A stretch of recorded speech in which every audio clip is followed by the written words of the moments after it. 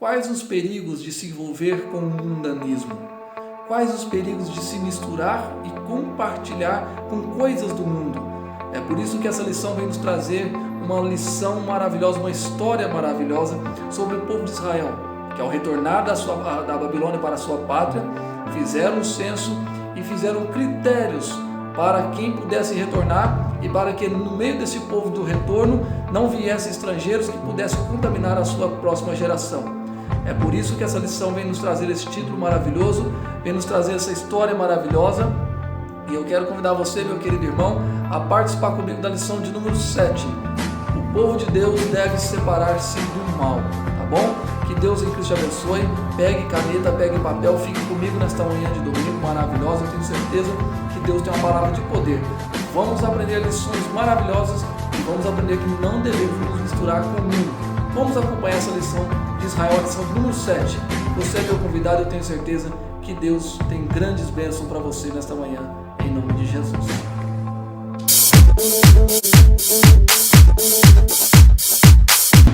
Bom dia, meu querido irmão, a paz do Senhor Jesus seja sobre você e sobre a sua família, sobre toda a tua casa, nesta manhã de domingo, nesta manhã maravilhosa. Hoje o cenário está um pouco improvisado aqui, mas eu tenho certeza que nós vamos falar dessa lição de número 7, uma lição maravilhosa que tem muito a nos acrescentar, tá bom? Essa lição de número 7, ela traz o título: O povo de Deus deve separar-se do mal.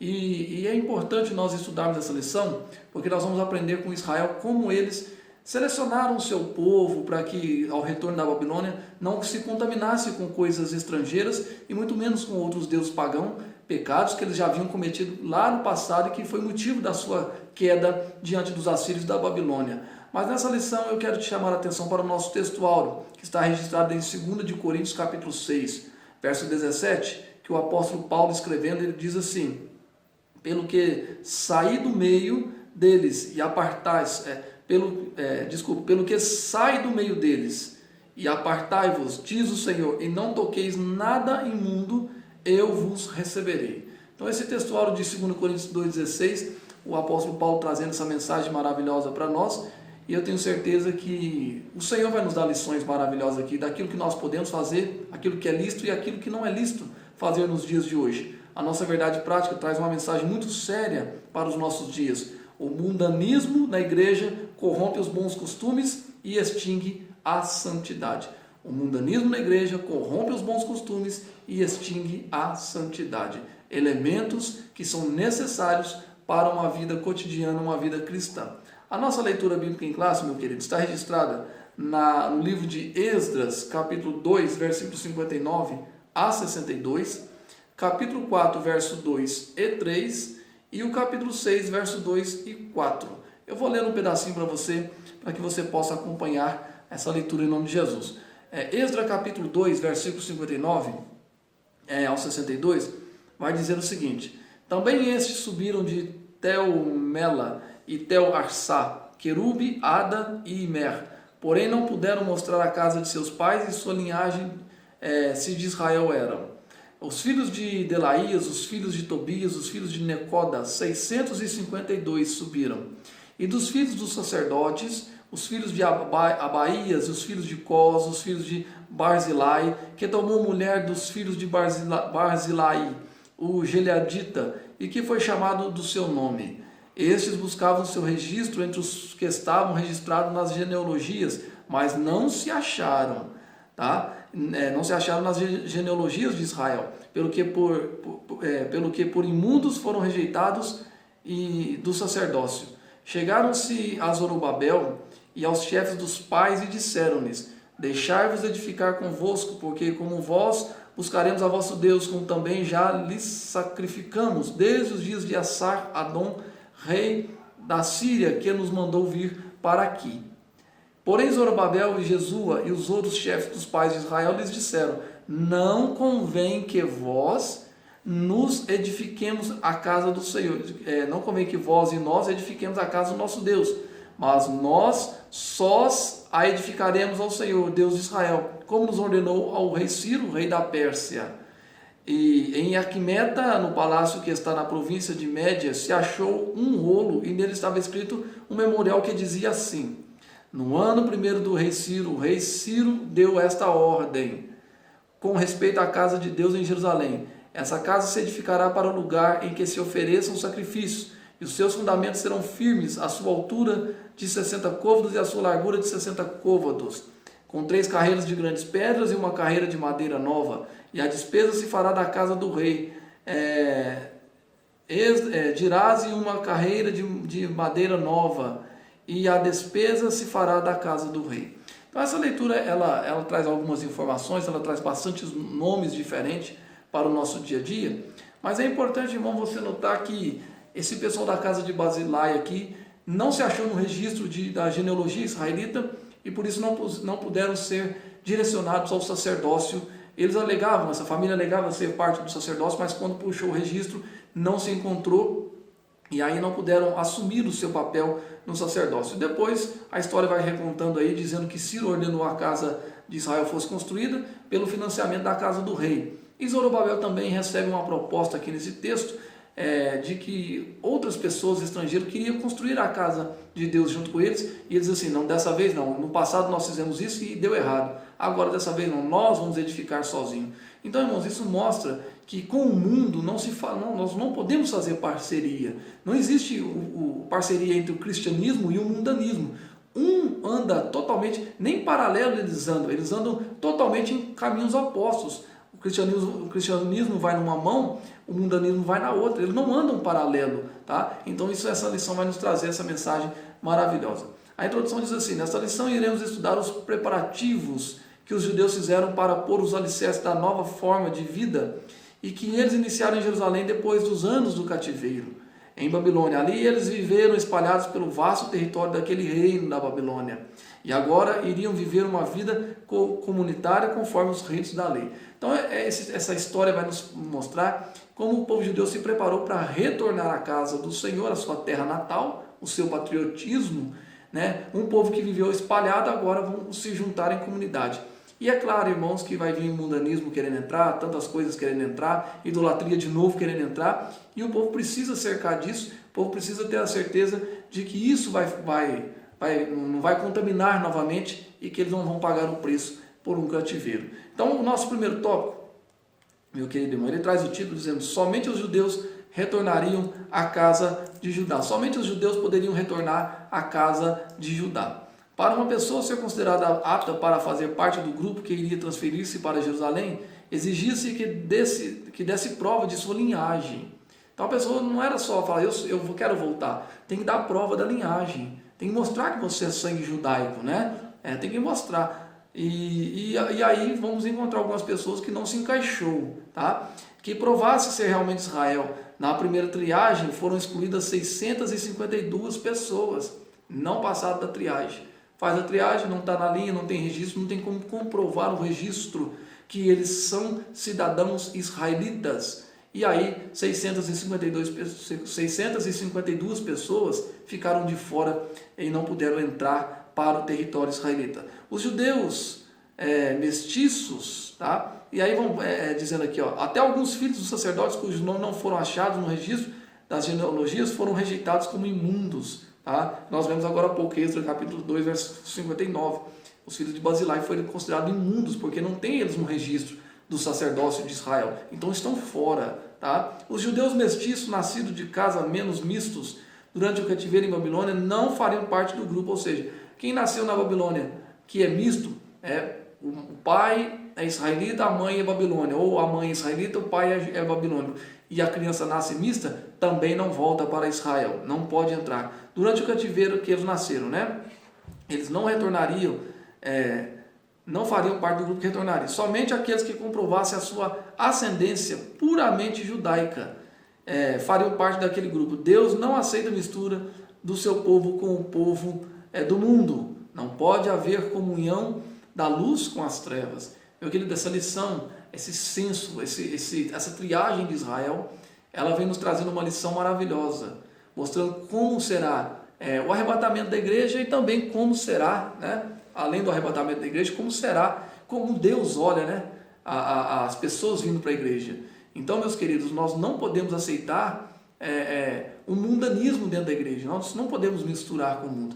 Não podemos pegar um ritmo musical mundano e aplicar dentro da igreja, né? Fazer uma paródia, só trocar a letra e deixar a melodia. Irmãos, e aí quando a pessoa canta, ela vai lembrar daquela música antiga do mundo, né? Então nós não podemos misturar isso, irmão. A tecnologia mundana, tudo que se envolve, tudo que se fala do sistema corruptível do mundo, não pode ser aplicado dentro da igreja. Deus não aceita isso, tá, meu querido?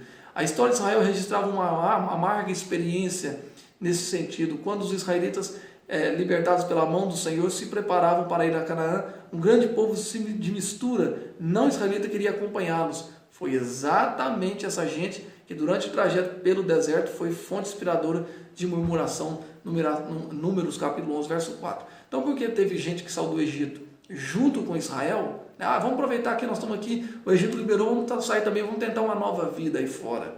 Aí saíram, foram para Israel. Justamente esse povo fez Israel murmurar no deserto. E Deus disse, agora basta, eu não quero mais esse tipo de mistura. Meu querido, quem anda com pessoas, vamos dizer, pessoas não, quem anda no sistema mundano, né, o cristão que quer andar segundo o sistema mundano, ele vai murmurar.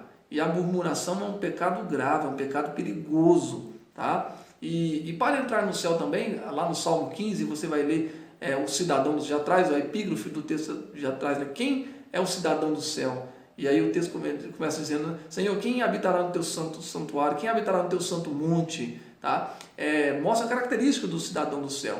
Isso também fala de arrebatamento, irmão. No céu não entra sistema do mundanismo. O próprio Senhor disse a João no Apocalipse, de fora ficaram os cães, feiticeiros, idólatras, né, promíscuos, imorais. Então toda essa turma vai ficar de fora, homicidas, não podem entrar no céu.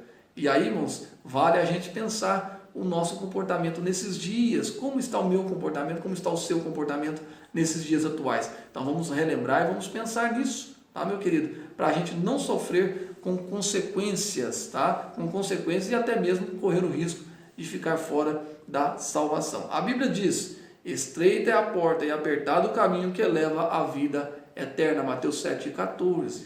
A Bíblia diz isso. Não é lucro, e sim grave prejuízo alguém querer facilitar a entrada de mistura de gente, dando maior ênfase à quantidade do que à qualidade. Tem pessoas que infelizmente acham que encher a igreja, estar cheia, os bancos da igreja estarem cheios de gente aqui no montoeiro, né, é sinal de sucesso. Não é. O verdadeiro sucesso no Evangelho é quando você vê alguém aceitar Jesus e você leva aquela pessoa na palavra e ela vai ser liberta e depois a palavra vai libertando e aí você vai conduzi-la ao batismo nas águas, ela vai sair das águas, uma nova criatura, ela vai seguir o seu caminho firme e forte na presença do Senhor. Isso é qualidade de cristianismo, isso é qualidade do Evangelho. O Evangelho quer isso, tá? Nós pregamos o Evangelho para conquistar isso, essa qualidade e não quantidade, tá? Infelizmente já são muitos que pensam assim e para que possam encher as suas igrejas até facilitam o sistema no mundo facilitam, né, a entrada do sistema mundano dentro das suas próprias igrejas. Isso é um erro, irmão, isso é um pecado, isso é um erro gravíssimo, porque quando eles se sentirem influenciados e tentar arrancar essa raiz do mundo dentro da sua igreja, pode ser tarde demais, ou pode ser que eles percam toda a sua obra, da sua igreja, enfim, todo o seu trabalho vai ser feito em vão. Então, irmãos, a lição vem trazendo isso, tá? O primeiro tópico vem trazendo isso. Tá? Somente os judeus retornaram a Judá. Somente o cristão lavado e remido no sangue de Cristo pode herdar o céu. Somente o cristão lavado e remido no sangue de Cristo pode entrar na presença de Deus. Então, irmão, vamos nos preocupar, né, com as nossas atitudes, com os nossos objetivos. Como está a nossa vida atual hoje? Será que eu estou mais inclinado ao mundo ou estou mais inclinado às coisas do Espírito? Tomara que você esteja inclinado às coisas do Espírito, porque vem aí o tópico 2 e eu tenho certeza que Deus vai continuar falando aos nossos corações em o nome de Jesus.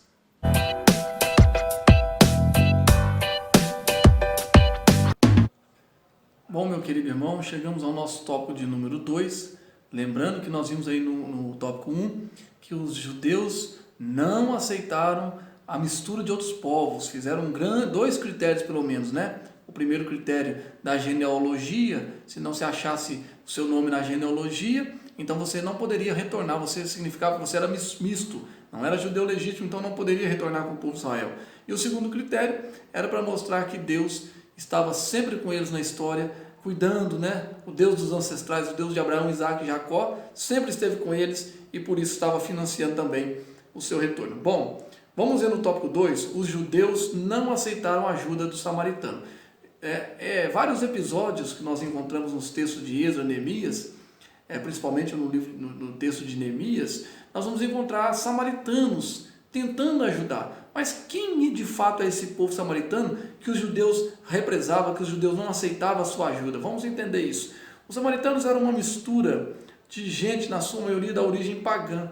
Este povo veio, apareceu depois do ano 721, 722, 721 a.C., lá naquele episódio, quando a Síria, na mão de Sargão II, de Salmaneser V, Tiglat-Pileser, aquela grande história, principalmente Sargão II, invade Israel do norte, Israel, a Samaria, e tira o povo de Israel dali e leva para a Síria e traz gente da Síria para habitar em Israel. E era uma das técnicas da Síria, uma das técnicas de guerra da Síria, era a miscigenação. Tirar gente do país original e trazer para um país estrangeiro. Por quê? Porque assim enfraquecia a política, a sociedade e também a economia. Tá? Era a forma deles fazer guerra e desestabilizar toda a economia, toda a política, toda a socialidade de um país atacado. Bom, eles fizeram isso com Israel, trouxe gente de Cush, do Egito, da Etiópia, muita gente misturada ali, que esse povo agora forma uma classe que morava em Samaria, então logo agora ficou conhecido como samaritanos. Quando o reino de Israel, falamos aqui de Sargão II, que atacou, por ordem do rei da Síria foram trazidos os povos de Babel, olha lá, Babel, Cuta, Ava, Amate, Servavaim, e habitaram na cidade de Samaria. Essa gente se misturavam, e começaram a habitar em Samaria em lugar de sacerdotes, e tomaram Samaria em herança e habitaram em suas cidades. Está registrado em 2 de Reis 17 e 24, quando você vai encontrar esses povos sendo colocados dentro de Samaria e assumindo sacerdócio, assumindo corregência. Tobias, Sambalate é um desses que são governantes, e assumia a corregência. Enfim, irmãos, esse povo trouxe muito problema para Israel. Posteriormente, o rei da Síria enviou-lhes um sacerdote dos israelitas para ensinar ao povo da terra o temor de Deus. Assim os samaritanos temiam o Senhor, mas também serviam aos seus deuses. Então era um negócio assim, nós respeitamos o povo de Israel porque nós estamos na terra deles, aprendemos sobre o Deus deles, mas nós também temos o nosso Deus pelo qual nós não abrimos mão, pelo qual nós queremos continuar a nossa adoração. E aí, isso está registrado tudo em 2 de Reis, tá bom, meu querido? Tudo em 2 de Reis, capítulo 17, versículo 24 em diante, você vai ver essa história aí. Aceitaram o ensino do sacerdote, mas não deixaram a sua idolatria. O sacerdote veio para ensinar, mas não deixou a idolatria. Representam muito bem uma vida da carne, da qual a idolatria é uma expressão, conforme Gálatas 5, capítulo 5, verso 20. Meu querido, quando a gente vem para a igreja, quando uma pessoa vem para a igreja, nós jamais podemos dizer assim, olha, vem para a igreja que não importa como você está, não importa onde você vive, como você está, da forma que você anda, com o seu estilo, permaneça com o seu estilo desde que você adora o Senhor. Não, nós não podemos pensar dessa maneira, porque imagina você, uma pessoa vindo de uma outra religião, uma religião pagã, e aí ela vem para a igreja e quer continuar com seus costumes. Eu me lembro uma certa vez que eu estava numa igreja, eu era líder de jovens, e nós ganhamos um rapaz para Jesus, e durante o culto ele chegou com uma Bíblia de uma outra igreja, uma Bíblia enorme, tamanho dessa tela nossa aqui, uma Bíblia enorme, mas muito grande mesmo, E ele disse assim, olha, eu tenho essa Bíblia porque minha avó é da igreja tal, a minha mãe também é da igreja tal, e é a única Bíblia que nós temos em casa.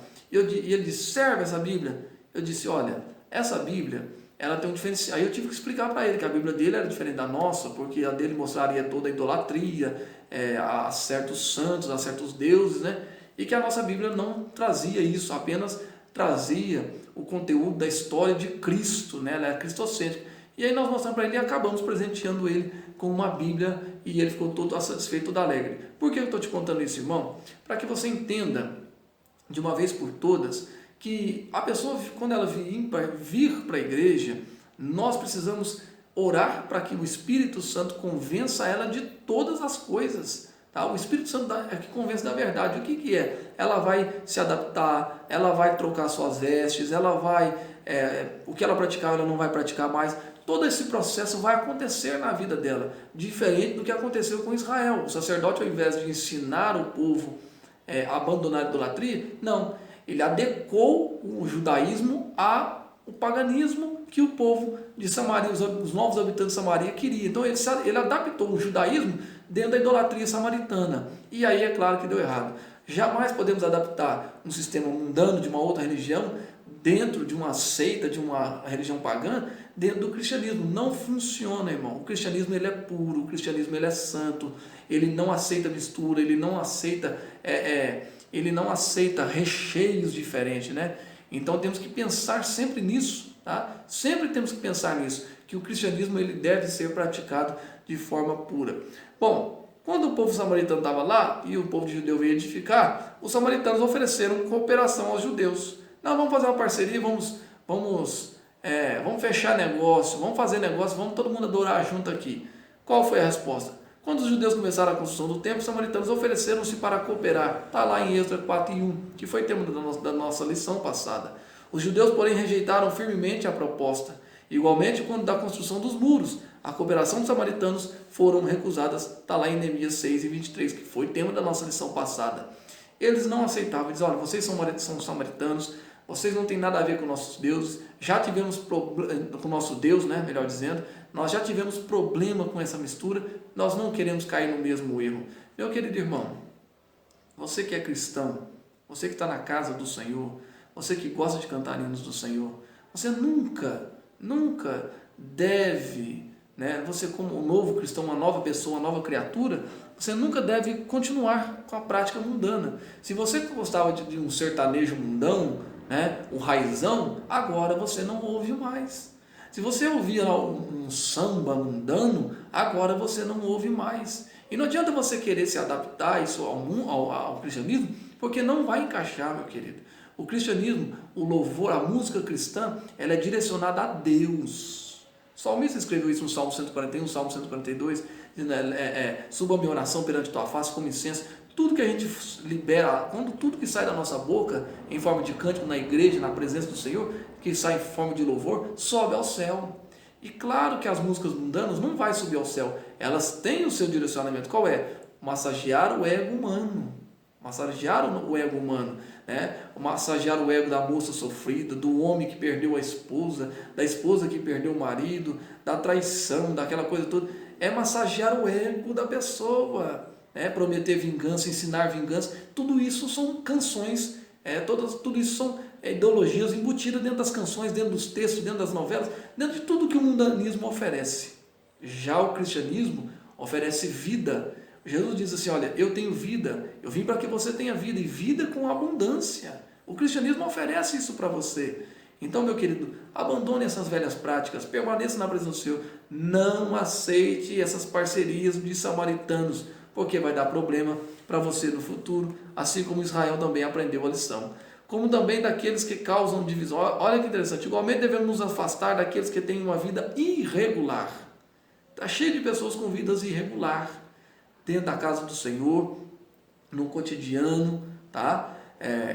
Se elas estiverem na casa do Senhor, é até bom que o Espírito Santo vai convencendo, vai limpando. Mas infelizmente existe uma palavra chamada cauterização da mente, e tem pessoas que não se abrem, não deixam isso melhorado. Você vai achar isso muito no livro de Jeremias, principalmente em Jeremias capítulo 17, o povo de Israel está com o coração e a mente cauterizada, porque não tem nada que penetra ali e consegue convencê-los de que eles estavam errados.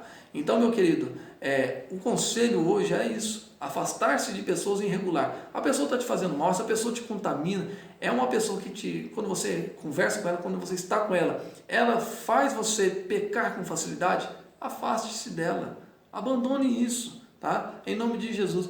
Muitas pessoas ficam presas até em relacionamentos, né? Quando estão namorando, os meninos, as meninas estão namorando, e às vezes o namorado e a namorada não é aquilo que você almeja, não é aquele projeto, ele não está dentro do bojo, né, do seu projeto, das promessas de Deus para a sua vida, e você fica insistindo, não. Chega uma hora que você precisa tomar uma decisão, né?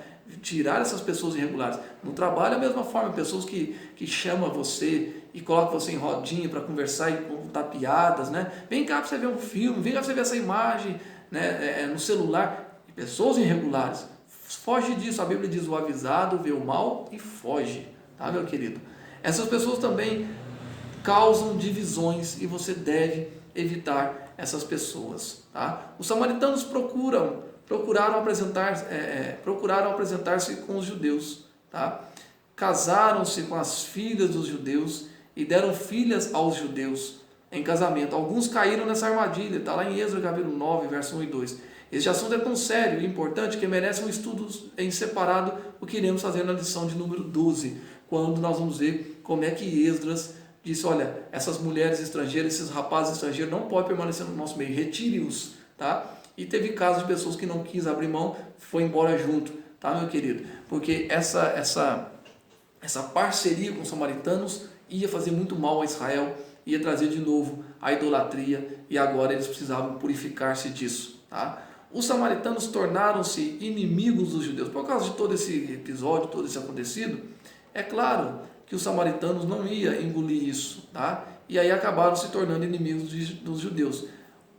Primeiro, os samaritanos invejaram os judeus. Antes dos judeus terem chegado a Jerusalém, os samaritanos tinham uma certa liderança na região, mandavam naquela região.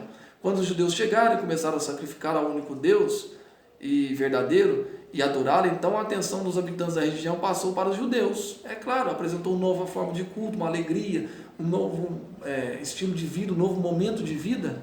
Tá? Então é claro que o povo ia se inclinar aos judeus, porque tem coisa nova, o evangelho é coisa nova, o cristianismo traz coisa nova. Né? E aí, meu querido, o que aconteceu? Os samaritanos perderam a sua posição privilegiada e encheram-se de inveja.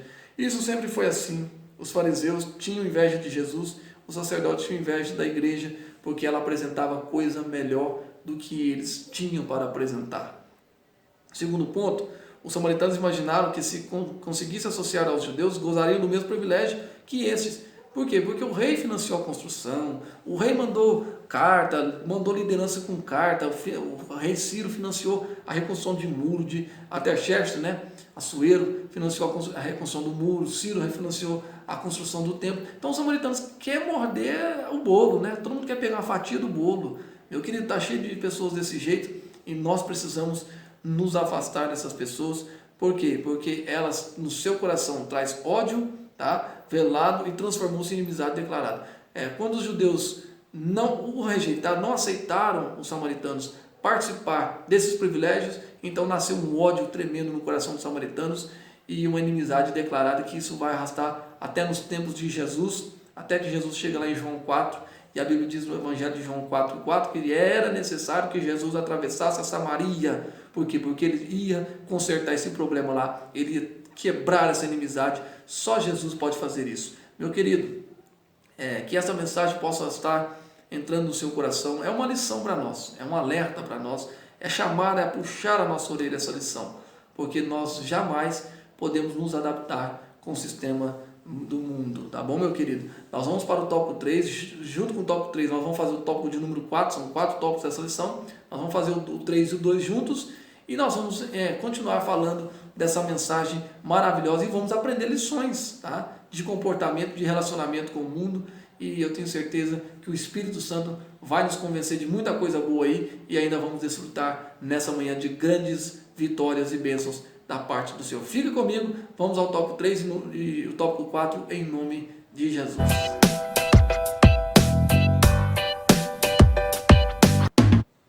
Meu querido irmão, vamos ao tópico 3 e ao tópico de número 4. Lembrando que no tópico de número 1 nós vimos que os judeus fizeram um censo para separar quem não era judeu e quem era estrangeiro não pôde retornar. No segundo tópico nós vimos que os samaritanos tentou ajudar, os judeus negaram de todas as formas essa ajuda, e o que causou muito ódio e inimizade, nada de diferente do mundanismo de hoje. No tópico 3 nós vamos ver que Deus exige santidade do seu povo. Então o tópico 3 aqui, o autor vai nos lembrar de alguns momentos da história onde Deus apareceu para alguns personagens e que Deus exigiu deles santidade. Então é interessante nós começarmos esse tópico de número 3, trazendo essa mensagem para você da seguinte forma: para que Deus se manifeste, para que Deus receba a minha adoração, a tua adoração, para que Deus se manifeste em nosso meio, é necessário purificação, santificação, sem a qual ninguém vê o Senhor. Então, meu querido, Deus na história sempre vai nos trazer momentos, nós vamos falar de alguns personagens aqui, que recebeu a presença de Deus e por isso tiveram que se santificar antes de receber a presença de Deus. Então, primeiro nós vamos falar, retornando do cativeiro, Israel separou-se do mal. Tá? Por isso a bênção de Deus os acompanhou e eles conseguiram concluir a construção do templo e reconheceram que Deus fizera esta obra lá em Neemias 6:16. Por que a Bíblia diz que eles reconheceram? Porque verdadeiramente eles se purificaram. Quando o rei mandou eles retornarem, foi aquele alvoroço, foi aquela alegria, mas eles se prepararam para aquele retorno. Tá? Eles se prepararam para retornar, eles se prepararam para estar em Jerusalém. Por quê? Porque é uma terra santa. É uma terra pura, é uma terra escolhida por Deus. Ezequiel capítulo 5, verso 5, diz que Jerusalém é o centro da terra. Então, meu querido, é uma terra preparada por Deus, mana leite e mel. Lá a coisa funciona, lá brota. Tá? A bênção do Senhor flui em Jerusalém. Ore por Jerusalém, já dizia vários salmistas no final do seu salmo, ore por Jerusalém. Jerusalém é uma terra muitíssimo abençoada. Então não pode pisar numa terra dessa de qualquer jeito. Precisa se purificar. E isso aconteceu com Israel.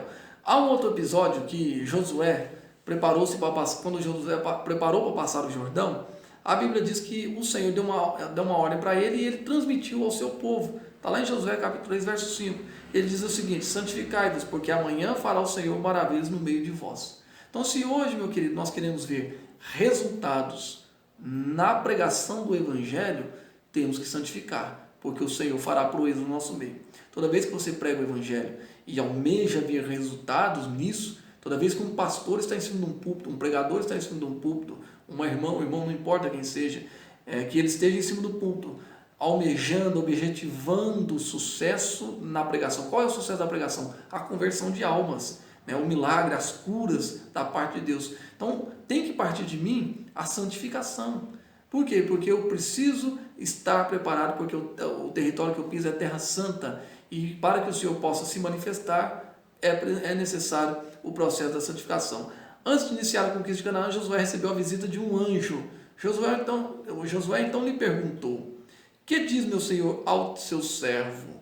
Tá? Josué viu um anjo e falou: o que o Senhor tem para me dizer? E logo veio a resposta: descalça os sapatos de teus pés, porque o lugar em que estás é santo. Não era só o território, é porque ele estava recebendo a presença de Deus. E em Jerusalém, eu disse aqui agora há pouco, é um território abençoado.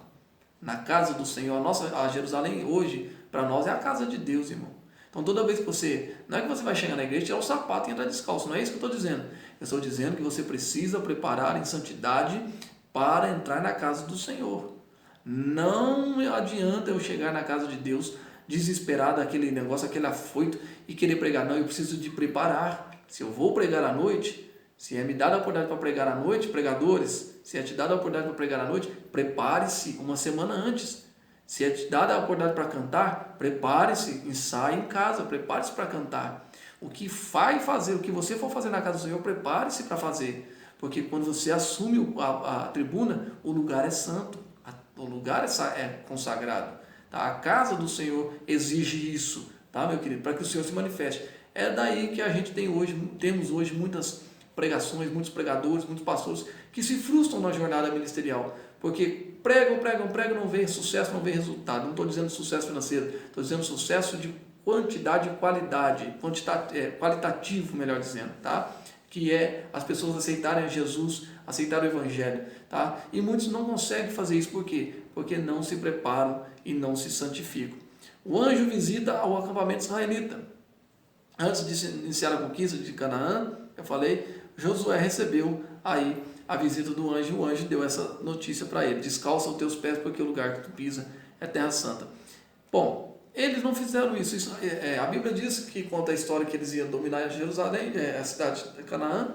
Eles entraram em Jericó, conquistou Jericó, mas quando a próxima cidade que viria à frente eles tinham que conquistar era a cidade de Ai, uma cidade pequena. E a Bíblia diz que o Senhor mandou santificar, mas alguém não se santificou, tá? Que era Acã. E a Bíblia diz que por causa de uma boa capa babilônica, uma boa capa babilônica e uma barra de ouro, ele fez todo Israel cair diante da cidade de Ai e foram derrotados. Tá? Você vai encontrar esse episódio em Josué capítulo 7, verso 11 e 13, e também lá no livro do profeta Oséias, capítulo 2, quando o Senhor diz para eles: olha, eu vou fazer vocês voltar ao vale de Acor e vou tirar a vergonha de vocês. Tá? E o vale de Acor é o vale da vergonha. Foi o dia que Israel foi derrotado pela menor cidade que eles enfrentaram, a cidade de Ai. Foram derrotados por menos de 2.000 pessoas, derrotou o exército de Israel, porque alguém lá dentro não se santificou. O pecado descoberto foi desarraigado, e então disse Josué: levanta-te e sobe a Ai.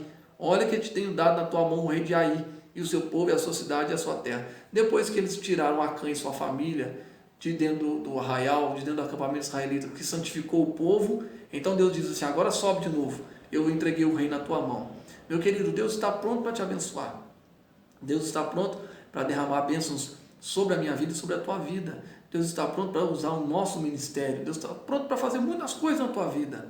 Mas é necessário um preparo. É necessário que eu e você estejamos preparados para entrarmos na presença do grande Deus. Eu ministrava na escola dominical de domingo passado para os nossos irmãos, e falando sobre Salomão. Quando Salomão foi inaugurar o templo, e a Bíblia diz que ele, não satisfeito com toda a riqueza que ele investiu no templo, com 20 anos de construção de templo, com todo o ouro, toda a prata que ele investiu ali, não satisfeito com isso, ele se sentia que ele tinha que fazer algo a mais. E a Bíblia diz que ele se atirou sobre o altar. Ele deitou sobre o altar e ali ele falou: Senhor, eu não tenho mais nada para oferecer, eu te ofereço a minha vida, eu entrego a minha vida. Meu querido, quando você entrar na presença do Senhor, atire-se no altar. Entregue tudo na presença do Senhor, santifique-se, prepare-se para assistir um culto. Infelizmente, tem pessoas que chegam no culto correndo, parece que nem se preparou para assistir o culto. E aí, irmãos, ficam ali igual barata com o olho seco, né? Não reage, não faz nada. Então, meu querido, não seja desse tipo de pessoa. Quando você entrar na presença do Senhor, entre com alegria. A Bíblia diz que celebrai com júbilo ao Senhor, celebrai com palmas, celebrai com cânticos, com danças. Entre na presença do Senhor com alegria, tá? Entre para glorificar. Seja como um menino na presença do Senhor, que veio para extravasar. Essa é a verdade, essa palavra que eu quero usar, a palavra extravasar. Um menino se extravasa na presença do Senhor, tá? O menino, quando está recebendo o presente do pai, ele se extravasa, ele quer brincar, ele quer usar, ele quer fazer, enfim, seja assim também na presença do Senhor, porque o Senhor vai agradar de ti, tá bom, meu querido? Bom, esse é o nosso tópico de número 3, relembrando aqui os personagens que se santificaram na presença do Senhor. Agora nós vamos ao nosso tópico 4, que é um conselho do autor para as nossas vidas. Devemos manter uma vida de separação do mal. Tá? Vamos encerrar essa lição nessa manhã de domingo falando sobre esse assunto. Os judeus mantiveram-se separados dos samaritanos, que representavam ali o mal na vida deles. Se os judeus tivessem aberto a porta para uma união com os samaritanos, meus irmãos, esses provavelmente iam mostrados afáveis e pacíficos no início. Tá? Igual os geobonitas que enganaram Josué lá no passado. Aí quando Josué foi atacar, ele falou: você não pode nos atacar. Ah, não, porque nós temos uma aliança. Mas quem é vocês? Nós somos aquele povo que encontrou você no caminho, fingindo ser nômades, e você aceitou a nossa parceria, agora não pode se atacar a gente. E quando os gebeonitas entrou numa guerra, Israel foi chamado: nós precisamos de vocês, nós temos uma aliança. E Israel lutou e perdeu vários homens nessa batalha. Então, meu querido, não poderiam os israelitas aceitarem essa parceria com os samaritanos. Tá? No início eles iriam parecer afáveis, pacíficos, mas teriam perturbado a união que havia entre os judeus. Teriam participado do culto dos judeus e afastado a presença do Senhor, uma vez que Deus não se une à idolatria. Vale a pena manter a separação do mundo. Então não adianta nós queremos imitar o mundo, não adianta querer sermos imitadores do mundo. A Bíblia, o apóstolo Paulo recomenda: sede meus imitadores, como eu também sou de Cristo. Tá? Nós temos que imitar a Cristo, não ao mundo. A Bíblia mostra também, meu querido, servos de Deus que duvidaram se valia a pena manter a linha de separação do mal. Nós vamos ver aí, o salmista Asaf escreveu no Salmo 73, dizendo o seguinte: na verdade, que em vão tenho purificado meu coração e lavado as minhas mãos na inocência. Asaf chora no Salmo 73, verso 13, ele chora porque ele estava com tanta luta que ele estava duvidando já sobre a santidade. Será que eu devo purificar? Será que eu devo permanecer na igreja mesmo? Eu fui para a igreja, parece que a luta aumentou, Será que eu devo permanecer? Permaneça sim. O Espírito Santo te ajude. A Bíblia diz que nós temos que carregar essa cruz, tá? E essas dificuldades, elas virão, são da vida, tá? E muitas vezes são provações para que nós possamos amadurecer no Evangelho. Asaf ficou profundamente perturbado, mas Deus ajudou a encontrar a resposta. Quando ele diz assim: até que entrei no santuário de Deus, então entendi o fim deles, tá? Ele viu o ímpio prosperando e achou que Deus não estava assistindo ele porque ele não era próspero. Irmão, carro novo, casa nova, dinheiro no banco não é sinal de prosperidade, é sinal de riqueza. Pode ser ilícita, pode ser corruptiva, enfim, alguma coisa essa pessoa fez, né? Pode ser do seu trabalho honesto também, pode ser, mas isso não é indicadores de salvação, tá? Riqueza, carro, conta bancária recheada não é indicador de salvação. Indicador de salvação é a presença de Deus, é Jesus no teu coração, lavado e remido no sangue de Cristo, ter o Espírito Santo como teu guia. Isso é indicador de salvação, tá bom, meu querido? Fique esperto aí. O salmista ficou tranquilo, diz assim: todavia estou de contínuo contigo, tu me seguraste pela minha mão direita, guia-me aos teus conselhos e depois me receberás com glória. Asaf entendeu que valia a pena servir ao Senhor, tá? Depois de todo episódio de sofrimento, ele viu que valia a pena servir ao Senhor. O salmista escreveu isso no Salmo 80. Ele entrou na casa do Senhor angustiado, de repente ele olhou para o telhado e viu o pardal, a andorinha fazendo ninho ali. Ele disse assim: olha que interessante, bom estar na tua presença, nos teus atos, Senhor.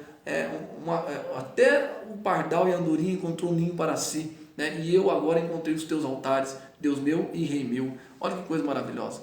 Outro personagem que duvidou foi Malaquias. Respondeu aos que diziam ser inútil servir ao Senhor. Malaquias, o povo estava duvidando e Malaquias vai trazer a resposta. Está dizendo: olha, será que convém mesmo servir a Deus? Aí Malaquias trouxe uma resposta, dizendo: há um memorial escrito diante dele para que os que temem ao Senhor e para os que se lembram do seu nome. E eles serão meus, diz o Senhor dos Exércitos. Naquele dia que farei, serão para mim particular tesouro. Poupá-lo-eis como um homem poupa a seu filho que o serve. Vale a pena servir ao Senhor. Alguém diz assim: Malaquias, será que vale a pena servir ao Senhor? Ele diz assim: vale, porque o Senhor tem um memorial diante de ti e o seu nome está escrito lá e ele vai te guardar no dia da angústia. Bom, devemos viver, irmão, conforme a vontade do Senhor, tá? Mediante toda essa lição aqui, é importante a gente saber que devemos viver mediante a vontade do nosso Deus. A Bíblia diz que esta é a vontade de Deus, a vossa santificação. 1 de Tessalonicenses 4, verso 3. É da vontade de Deus a vossa santificação. Então vamos viver conforme o Senhor quer que a gente viva, tá?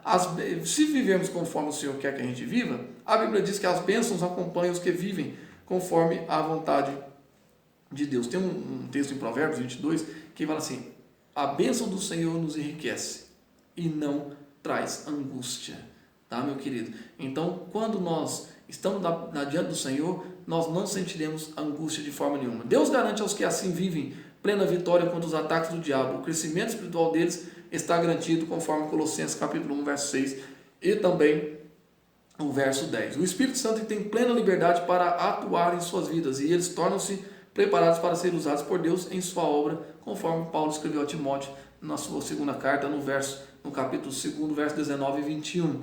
Tá? E acima de tudo, aqueles que vivem segundo a vontade de Deus estão preparados para o arrebatamento. Aleluia! Vale a pena viver a vontade de Deus. Meu querido, viva a vontade de Deus, viva aquilo que Deus preparou para a sua vida, viva aquilo que Deus tem manifestado para você através das suas promessas. Não se misture com o mundo, separe-se do mal, não se misture com o mal. Tenha uma vida santa, uma vida purificada, prepare-se para cultuar o Senhor.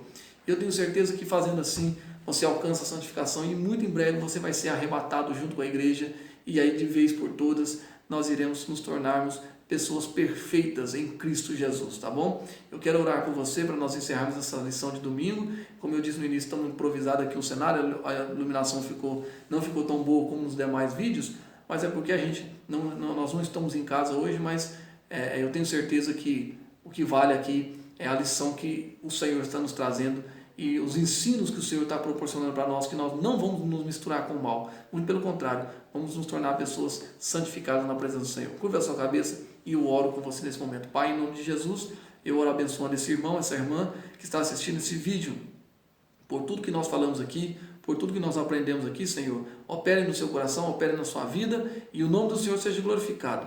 Livra-nos de todo mal, afasta-nos do mal, não deixe com que o mundo nos contamine. Muito pelo contrário, que nós venhamos influenciar as pessoas lá fora e trazê-las ao Evangelho, para que elas se convertam e sejam libertas pelo Teu nome. Pai, abençoe o domingo desse irmão, dessa irmã, e que hoje à noite, no culto diante do Senhor, possamos nos lançarmos como oferta diante de Ti. Não temos nada, Senhor, para oferecer a não ser a nossa vida, por tudo, porque nada pagaria, não tem moeda que pagaria o que o Senhor fez por nós. Então nós lançamos a nossa vida diante do Senhor.